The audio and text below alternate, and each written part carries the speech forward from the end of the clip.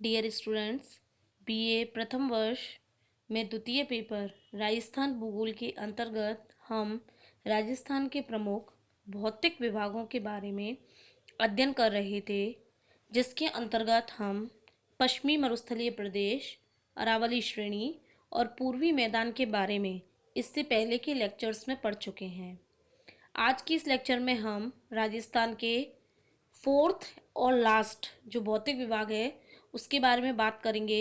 यह है दक्षिण पूर्वी राजस्थान पठार, जो राजस्थान के दक्षिण पूर्वी भाग में है, जैसा कि नाम से ही पता चल रहा है। और ये पूरा पठारी क्षेत्र है। इसे हाड़ौती पठार के नाम से भी जाना जाता है। यह जो राजस्थान का पठारी क्षेत्र है, यह है मेवाड़ मैदान के दक्षिण पूर्व में चंबल नदी के सहारे पूर्वी भाग में विस्तृत है।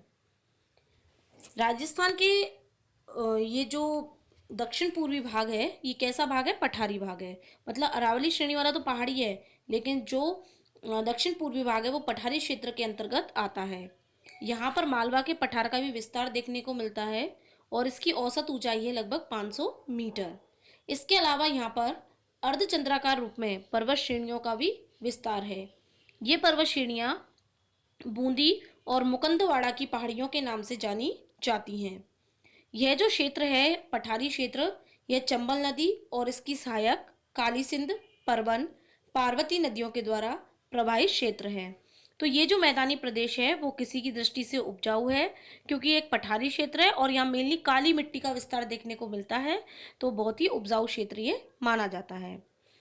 ये जो हाड़ौती का पठार है, यानी जो राजस्थानी पठार क्षेत्र है, इसके अंतर्गत ऊपरमाल का पठार और मेवाड़ का पठार आते हैं।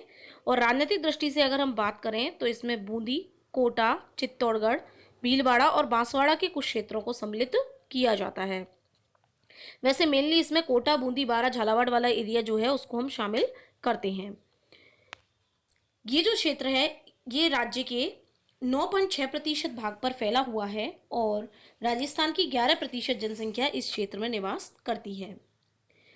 जिलों के बारे में मैं आपको बता चुकी हूँ कि इसमें मेनली भीलवाड़ा, कोटा, बूंदी, झालावाड़ और 12 जिलों को सम्मिलित किया जाता है।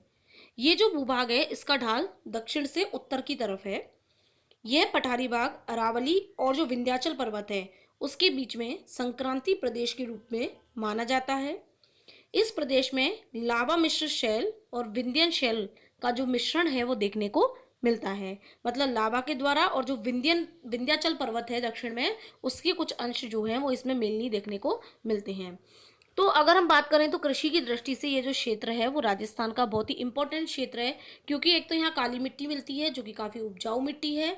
दूसरी चीज़, चंबल नदी और उसकी सहायक नदियों के द्वारा ये सिंचित क्षेत्र है, जिसके कारण वहाँ जो पानी की पूर्ति है वो भी हो जाती है।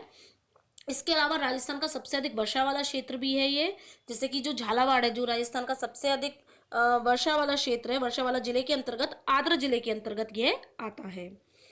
ये जो दक्षिण पूर्वी पठारी क्षेत्र है इसको दोबारा से 2 लघु इकाइयों में बांटा गया है, जिसमें पहली आती है विंध्यन या विंध्य कगार भूमि। यह जो कगार भूमि है वो बड़े बड़े बलुआ पत्थरों से निर्मित है।